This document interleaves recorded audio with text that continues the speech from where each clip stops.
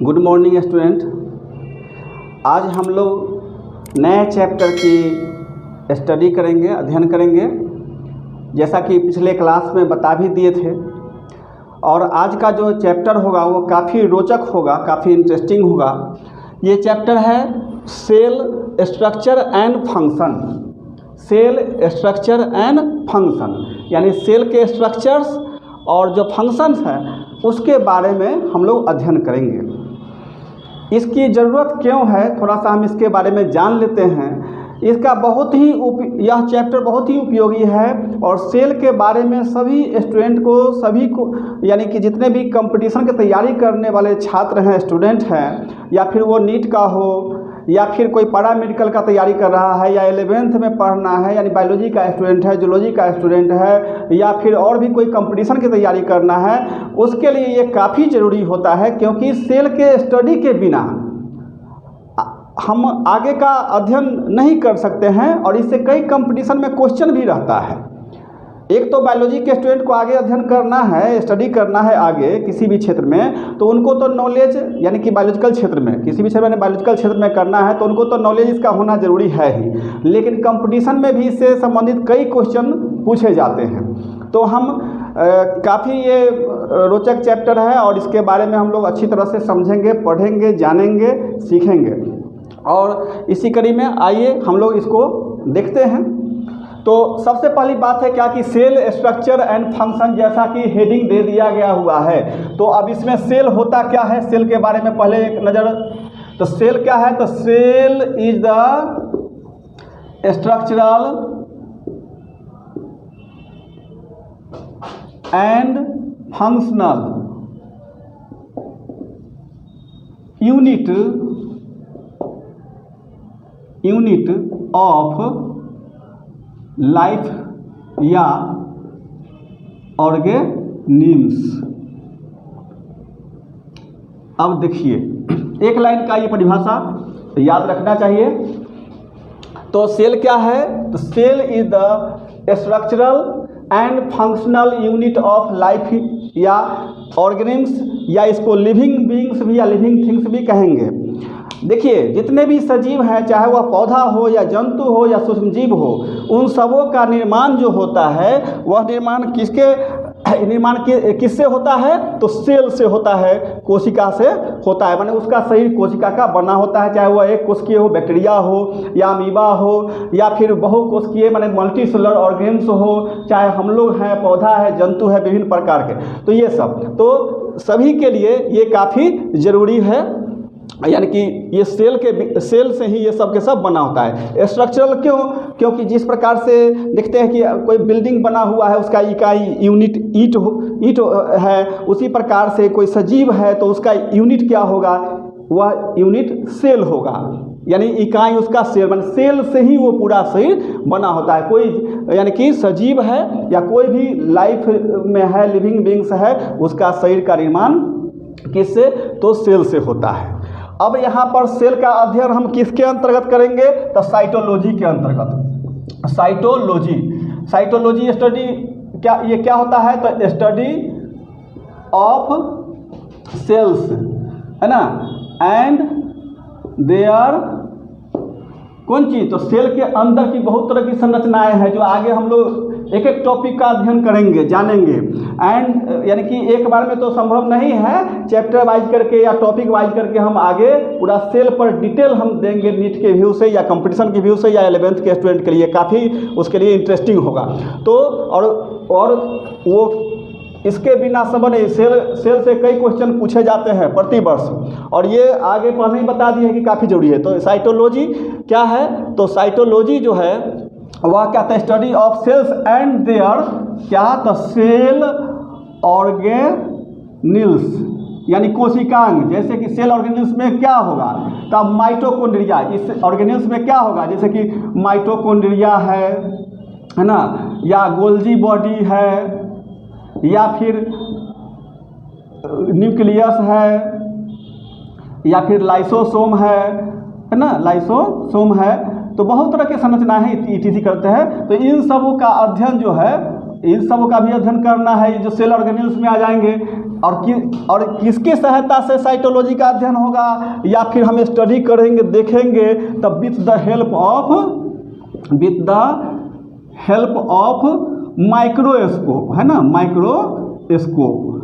तो देखिए माइक्रोस्कोप की बात आ गई, यानी बिना माइक्रोस्कोप का संभव नहीं है, क्योंकि सेल जो होता है वह काफ़ी सूक्ष्म होता है और जनरली, और क्या है कि सेल जो है इसका अध्ययन करने के लिए माइक्रोस्कोप का होना जरूरी है। तो हम माइक्रोस्कोप के बारे में थोड़ा सा देखेंगे। पहले इसको हम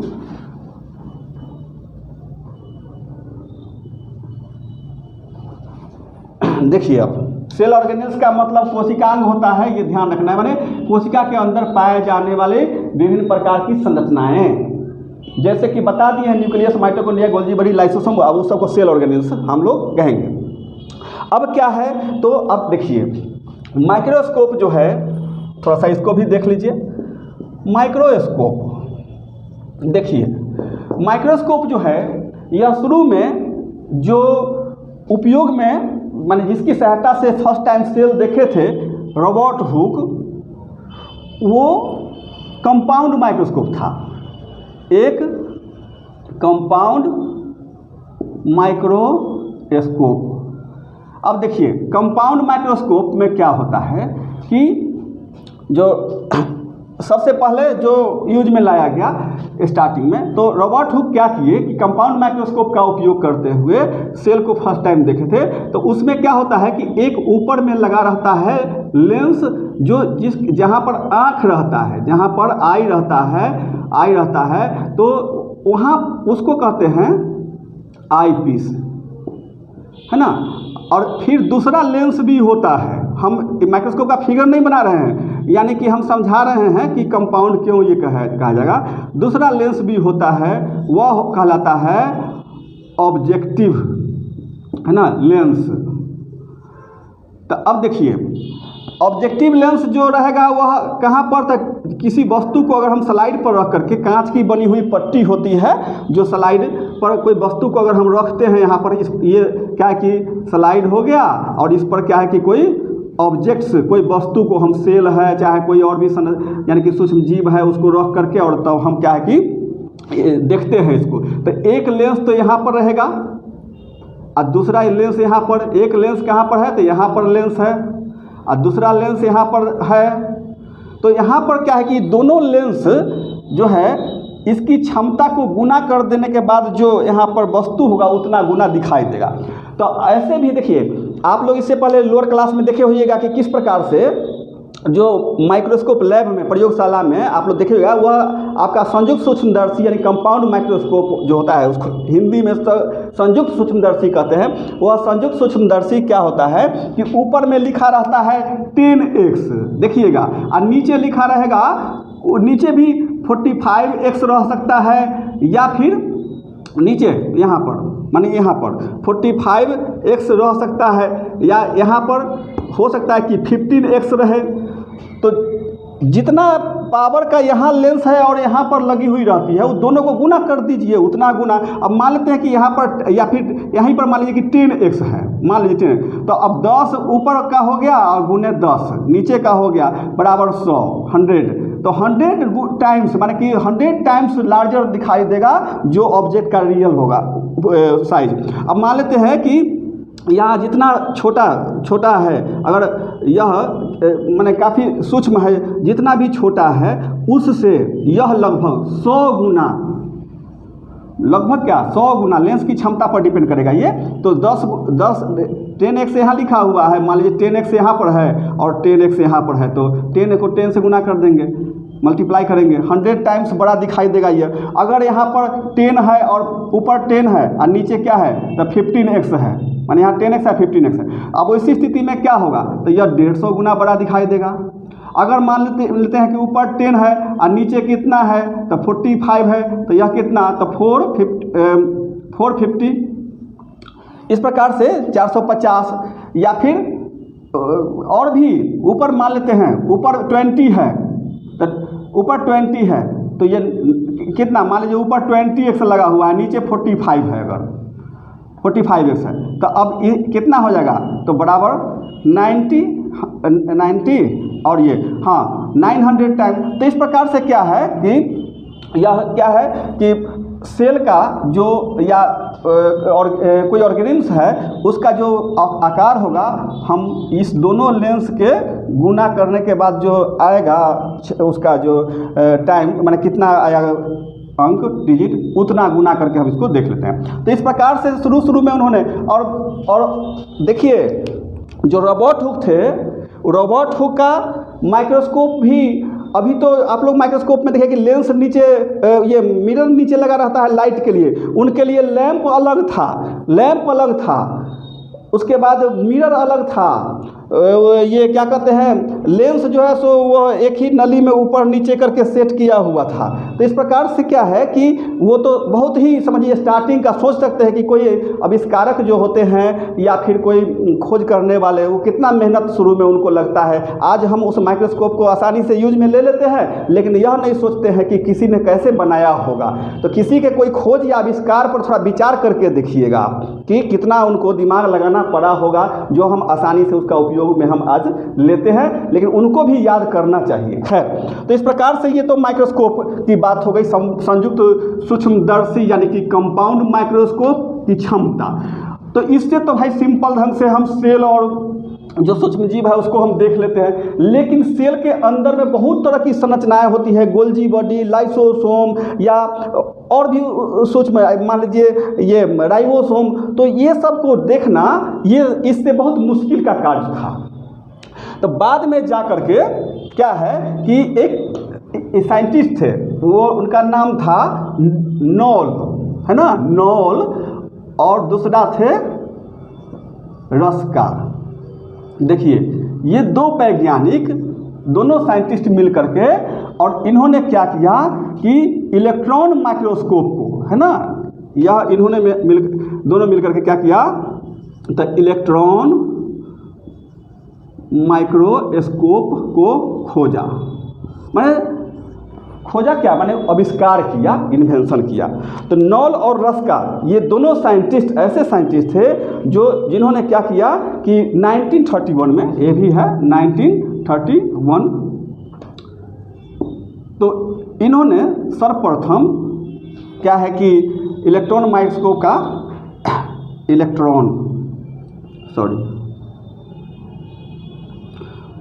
तो इलेक्ट्रॉन माइक्रोस्कोप का आविष्कार किया।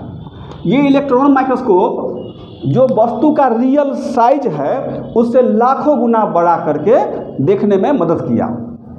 इसी के परिणाम स्वरूप कोशिका के जगत में, माने कोशिका के स्टडी में बहुत बड़ी क्रांति आ गई, और इससे कई तरह के बीमारी के खोज के लिए, चाहे और भी तरह के सूक्ष्मजीव या रोगाणुओं के खोज में काफ़ी सहायता मिलने लगी।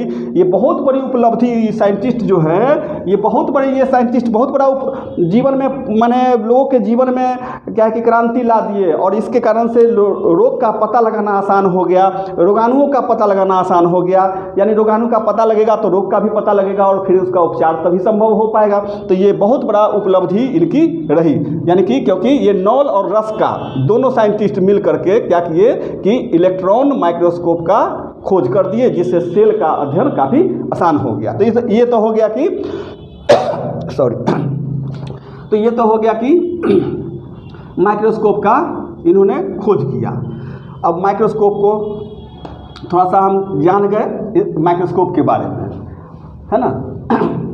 अब क्या है, बाद में जा करके डिस्कवरी ऑफ सेल, ये टॉपिक है आपका, है ना, डिस्कवरी ऑफ सेल। अब देखिए डिस्कवरी ऑफ सेल, सबसे पहले क्या है कि सेल, है ना, फर्स्ट क्या है कि सेल वाज डिस्कवर्ड बाय, है ना,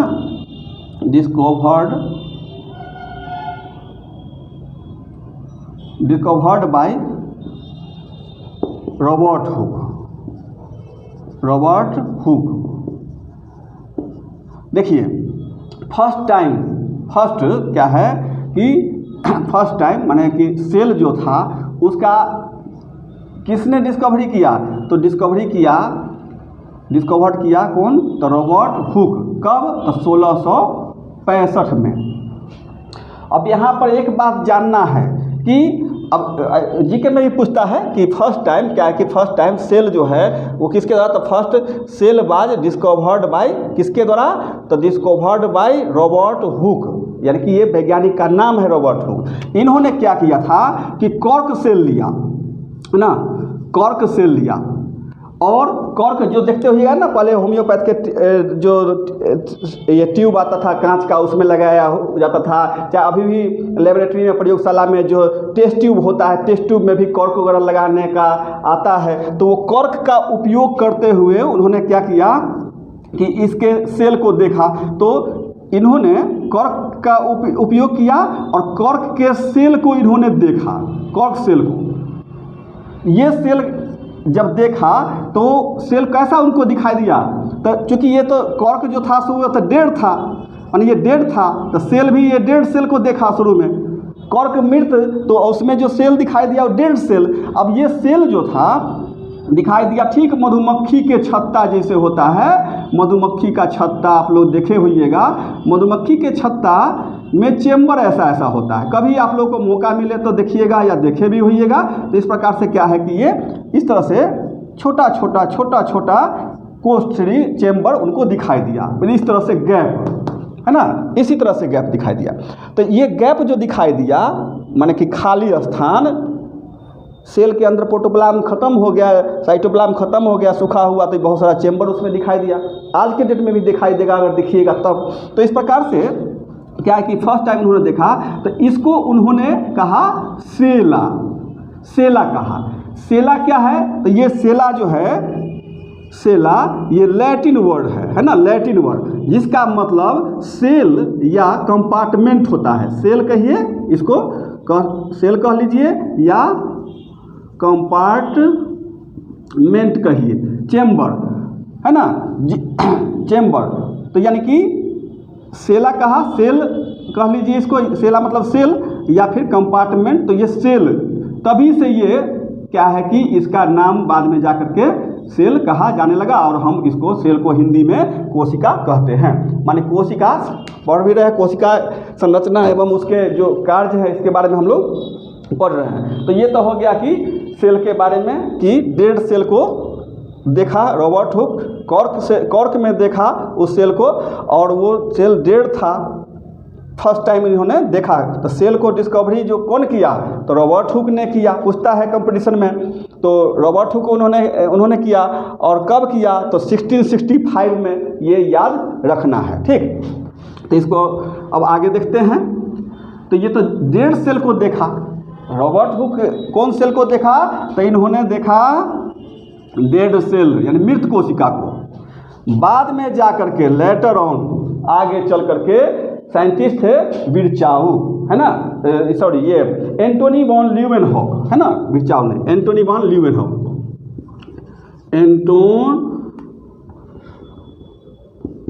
एंटोन वॉन ल्यूवेनहॉक, है ना, ये साइंटिस्ट, इन्होंने, ये जो वैज्ञानिक थे, इन्होंने क्या है कि फर्स्ट टाइम, है ना, फर्स्ट टाइम प्रथम बार कि क्या? तो लिविंग सेल, जीवित कोशिका को, लिविंग सेल को देखा, है ना, first time living cell, first time क्या? तो लिविंग सेल।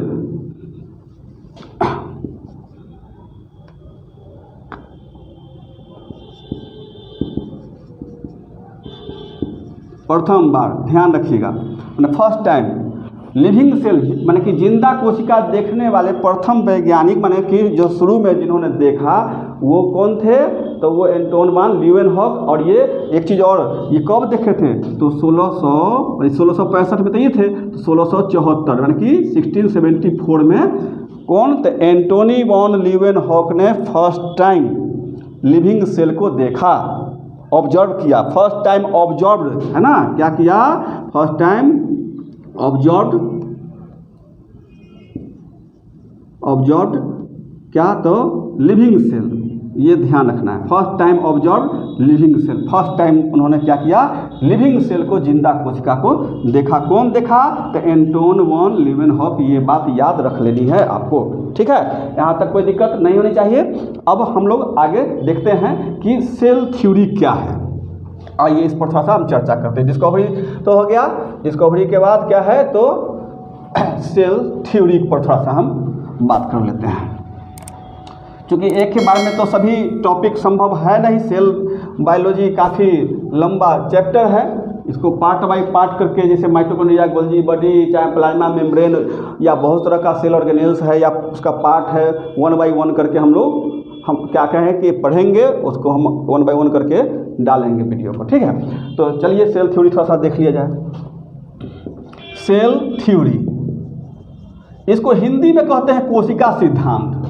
तो ये किसके द्वारा दिया गया, तो प्रोपोज्ड बाय ना स्लाइडेन, साइंटिस्ट का नाम है स्लाइडेन, है ना, एंड स्वान।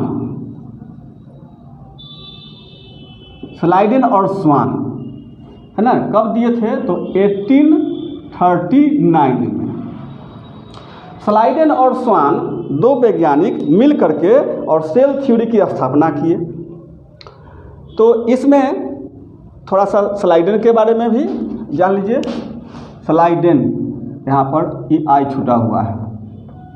तो स्लाइडेन और स्वान ये दोनों साइंटिस्ट मिल करके और 1839 में क्या किए, तो सेल थ्योरी को एस्टेब्लिश किए। तो सेल थ्योरी को जो इन्होंने एस्टेब्लिश किया, तो सबसे पहले यह चीज़ जान लीजिए कि इसमें ये साइंटिस्ट स्लाइडेन, यह क्या थे, तो बोटनिस्ट थे। बोटनिस्ट यानी कि बोटनी के ज्ञाता। और ये क्या थे, तो जूलॉजिस्ट थे।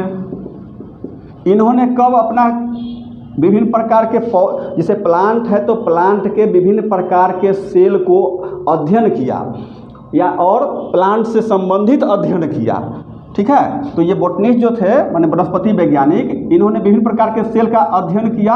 और ये कब, तो 1838 में ये अपना अध्ययन कर लिए प्लांट से संबंधित जितने भी सेल थे उन सभी सेल के बारे में, ठीक, different types of plant cell. माने ये किसका अध्ययन किए 38 में, प्लांट सेल्स के बारे में, ये ध्यान रखना है। और प्लांट के बारे में भी कह सकते हैं। और ये जूलॉजिस्ट थे, ये कब, तो 1839 में इन्होंने क्या किया कि इन्होंने एनिमल सेल्स जो है, एनिमल सेल्स, इसके बारे में अध्ययन किया। यानी स्वान जो थे वो उनका पूरा अध्ययन का जो क्षेत्र रहा वह क्या, तो चूँकि जूलॉजिस्ट हैं, जंतु वैज्ञानिक, जूलॉजी मतलब बताए थे पिछले क्लास में, जूलॉजी मतलब क्या होता है, तो जंतु विज्ञान। बोटनी माने क्या होता है, तो वनस्पति विज्ञान। तो इन्होंने क्या है कि एनिमल सेल्स जितने भी माने संभव हो सकता है उतना उसको अध्ययन किया। तो अभी दोनों तो अपना क्षेत्र में अध्ययन किए, माने स्लाइडेन और स्वान, ये दोनों क्या किए कि अपना समय अपने अपने क्षेत्र में, यानी कि स्लाइडेन जो थे सो वो वनस्पति के क्षेत्र में, और स्वान जो थे वो जंतु के क्षेत्र में, उसकी कोशिकाओं के अध्ययन में अपना समय को उन्होंने लगाया। और बाद में क्या है कि अध्ययन के बाद तब उन्होंने सेल थ्योरी को दिया। सेल थ्योरी किसके द्वारा दिया गया, गिवन बाय स्लाइडेन एंड स्वान। कब, तो 1839 में, ठीक है। इस विषय थोड़ा सा ध्यान रखिएगा अपना। तो ये चूँकि बाद में ये खोज किए, बाद में माने इनके बाद ये कार्य किए, इनका ये जो है सो 1838 में ही कार्य किए, अपना दिए रिपोर्ट। और ये जो है सो अपना कब रिपोर्ट किए, तो ये 1839 में। तो दोनों मिल करके और बाद में क्या किए कि एक थ्योरी का स्थापना किए सेल से संबंधित, जिसको सेल थ्योरी कहा गया। तो सेल थ्योरी तो दिया गया। तो सेल थ्योरी क्या कहता है, तो पहला इसका माने कि cell theory states that, cell theory बतलाता है, कहता है, क्या कहता है, तो पहली बात याद रखना है आप लोग को कि चूँकि दोनों का है कि जितने भी पौधा या फिर जंतु है वो सेल का बना हुआ है, तो इसलिए क्या हो जाएगा, तो ऑल द ऑर्गेनिम्स है ना आर कंपोज्ड ऑफ सेल्स, कोशिका से, है ना, एंड देयर प्रोडक्ट्स, है ना। जितने भी सजीव हैं, ऑर्गेनिम्स हैं, लिविंग बींग्स हैं, वो सब के सब कौन चीज़ से, तो वह बने होते हैं सेल से या सेल का प्रोडक्ट होता है, उससे वो बने होते हैं। यहाँ तक तो कोई दिक्कत नहीं होना चाहिए। लेकिन इतना से काम नहीं चला। इन्होंने ये बताया कि पौधा का शरीर किस तरह से बना हुआ है, इन्होंने बताया कि जंतु का शरीर जो है सो किस चीज़ से बना, तो जंतु कोशिका, पौधे की कोशिका, इनका अध्ययन करने के बाद ये सेल थ्योरी दिए, उसके आधार पर तो इन्होंने कह दिया कि all the organisms are composed of या मेड अप ऑफ क्या, तो सेल्स एंड देयर प्रोडक्ट्स।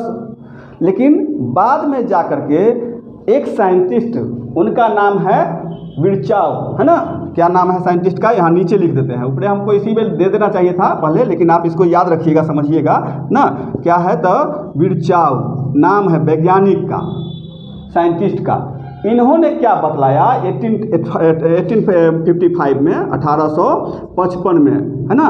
अब देखिए, ये पहले बता दिए हैं कि इंडिपेंडेंट खोज किए थे, माने कि कितना, तो ये 1838 आइए 1839 में, लेकिन थ्योरी का स्थापना हुआ 1839 में, क्योंकि बाद वाला खोज करके दिए तो दोनों मिल करके दिए। लेकिन 1855 में विर्चाव जो थे, इन्होंने कहा क्या कि सेल की उत्पत्ति जो होती है, माने कि ऑल, माने कि ये न्यू सेल, यहाँ पर लिखते ऊपर तो थ्योरी में लिखेंगे क्या, तो इन्होंने बताया, समझाया कि, और अध्ययन के आधार पर, इसी तरह नहीं, तो न्यू सेल्स, है ना, आर,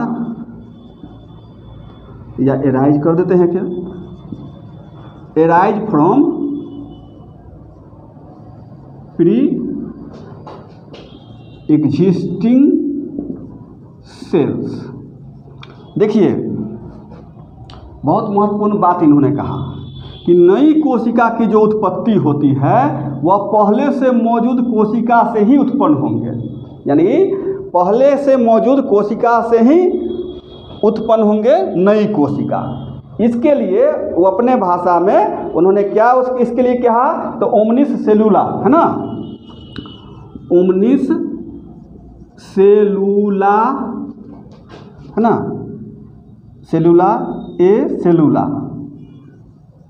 देखिए, ये चीज़ को ध्यान रखना है कि कभी कभी कंपटीशन में पूछता है कि ओमनिस सेलुला ई सेलुला किसने कहा, या किसका ये स्टेटमेंट है।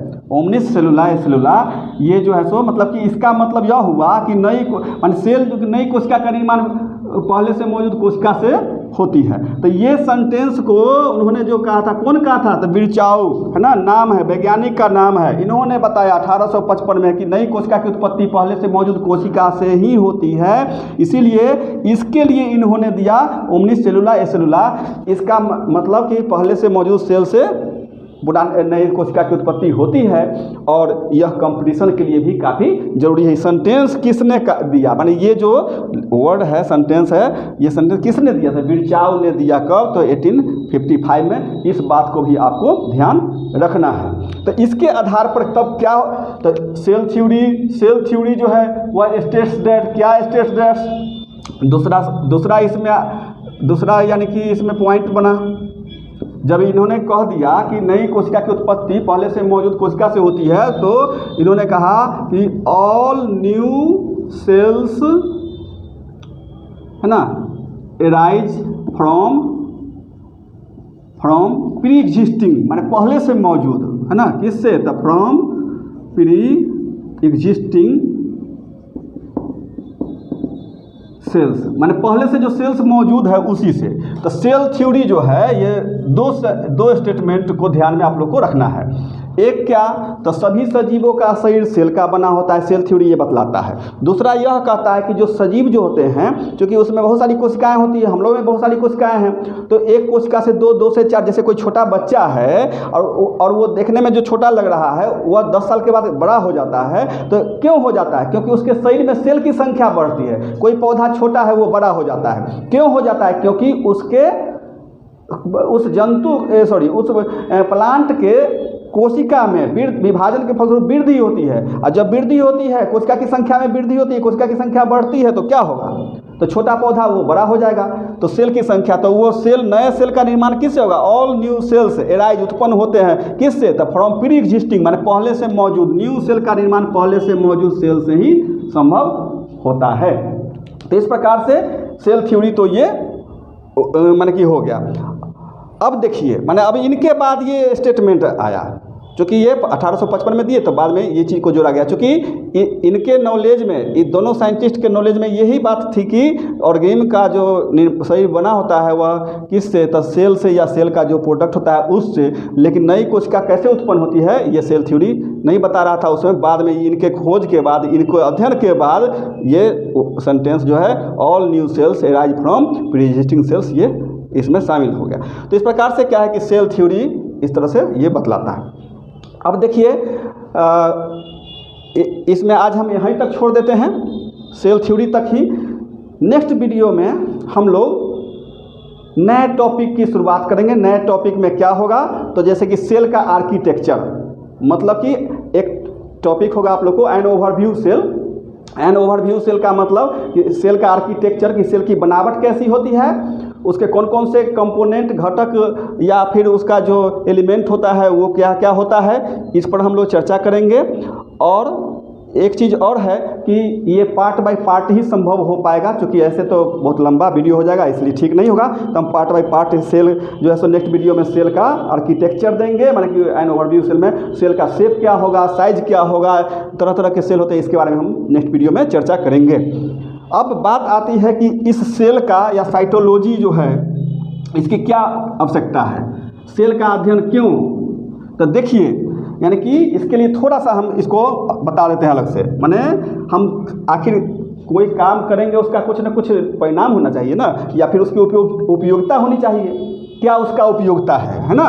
तो needs of study of cells, माने सेल यानी कोशिकाओं का अध्ययन की जरूरत क्या है, आवश्यकता क्या है। तो देखिए, यह क्या है? तो यह एसेंशियल है, अनिवार्य है, एसेंशियल फॉर द स्टडी, माने सेल का क्यों जरूरी है स्टडी? तो essential for the study of क्या? तो टिश्यू। अगर हम सेल के बारे में नहीं सही से पढ़े रहेंगे, नहीं जानेंगे, तो टिश्यू का पढ़ना, सेल के बाद टिश्यू को पढ़ना, टिश्यू के बारे में। फिर क्या हो सकता है? तो फिजियोलॉजी है। फिजियोलॉजी माने कोई सेल के अंदर किस तरह की क्रियाकलाप चलती है, उसी क्रियाकलाप के कारण हमारा शरीर भी प्रभावित होता है, यानी फिजियोलॉजी के बारे में अध्ययन करना होता है, तो उसके लिए भी सेल का अध्ययन जरूरी है। डेवलपमेंट है ना? डेवलपमेंट है। डेवलपमेंट में क्या आ जाएगा? जैसे कि कोई जीव का विकास कैसे हो रहा है, कैसे वो वृद्धि कर रहे हैं, तो ये सब जो है सो डेवलपमेंट हो गया। जेनेटिक्स को देखिए, बहुत ही महत्वपूर्ण। जेनेटिक्स जो है अनुवांशिकी, बिना सेल के प्रॉपर ज्ञान, उचित ज्ञान के बिना जेनेटिक्स का अध्ययन करना संभव नहीं है। जेनेटिक्स के बाद आइए बायोटेक्नोलॉजी है ना? बायोटेक्नोलॉजी है। अब सोचे कहते हैं कि हाँ सेल, सिर्फ कहेंगे कि हाँ सेल पढ़ते हैं, सेल कहाँ पढ़ेंगे, सेल पढ़ने का क्या उपयोगिता है? तो देखिए, किसी न किसी जगह पर उसकी आवश्यकता होती है। तो क्या क्या जगह है सेल का स्टडी के लिए क्यों आवश्यक है? तो टिश्यू के अध्ययन करने के लिए। फिर और क्या? तो फिजियोलॉजी है, डेवलपमेंट है, जेनेटिक्स है, बायोटेक्नोलॉजी है, हेल्थ के बारे में सही से जानकारी है करनी है, तो हेल्थ हो गया, है ना? डिजीज हो गया, है ना? डिजीज यानी कि विभिन्न प्रकार के रोग है, रोग के बारे में अध्ययन हमको करना है, तो वह जरूरी है। बायोकेमिस्ट्री है ना? बायोकेमिस्ट्री है। विभिन्न प्रकार के ड्रग्स का क्या प्रभाव पड़ता है सेल पर, तो ड्रग्स वगैरह का भी अध्ययन करने के लिए हमको सेल का अध्ययन करना जरूरी है। इवोल्यूशन हो गया, ये सब तो बहुत तरह का, जैसे अब यहाँ पर देखिए डिजीज है, कैंसर है, मान लीजिए कैंसर डिजीज है, तो हम पिछले वीडियो में कैंसर के बारे में डाले भी थे। बिना सेल का अध्ययन किए, बिना सेल को जाने समझे हम कैंसर के बारे में कैसे जानेंगे? इसलिए देखिए, नीड्स आवश्यकता जरूरी सेल के अध्ययन क्यों है? तो क्योंकि सेल के अध्ययन से ही हम एसेंशियल अनिवार्य हो जाता है। कौन चीज़ के लिए? तो फॉर द टिश्यू है, फिजियोलॉजी, डेवलपमेंट, जेनेटिक्स है, बायोटेक्नोलॉजी है, जेनेटिक इंजीनियरिंग होता है, उसमें भी हेल्थ के बारे में कि हम फिटनेस हमारी क्या है और किस तरह से हम स्वस्थ हैं या नहीं है, वो सेल के अध्ययन से पता चल जाता है। डिजीज की कई तरह के होते हैं, फिर सूक्ष्म जीव इन्फेक्शन होता है, वहाँ भी कैसे वो सेल को डैमेज करता है या फिर किस तरह से सेल को नुकसान पहुंचाता है, इस तरह से। फिर बायोकेमिस्ट्री हो गया है ना, बायोकेमिस्ट्री, तो ये सब, तो बहुत सारा ऐसा क्षेत्र है जिसका अध्ययन करना क्या है कि बिना सेल के जाने, बिना सेल के बारे में अध्ययन किए संभव नहीं है। इन सब क्षेत्र के अध्ययन करने के लिए सेल का नॉलेज होना जरूरी है। हम पार्ट बाय पार्ट करके नेक्स्ट वीडियो में हम डालेंगे, टॉपिक बाय टॉपिक करके। घबराने की बात नहीं है, जितना संभव हो सकता है हम अधिक से अधिक डिटेल करके हम आप लोग को बताएंगे। जो नीट के लिए, विभिन्न प्रकार कंपटीशन के लिए और ये क्या कहते हैं, जो बायोलॉजी के स्टूडेंट हैं उनके लिए यह रोचक हो और साथ ही साथ उनके लिए ज्ञानवर्धक साबित हो। बस इतना ही पर आज छोड़ देते हैं। नेक्स्ट डे हम नए टॉपिक लेकर के आएंगे, तो इतना ही पर छोड़ देते हैं। थैंक यू, धन्यवाद, शुभकामनाएं। आप लोग पढ़िए मन से।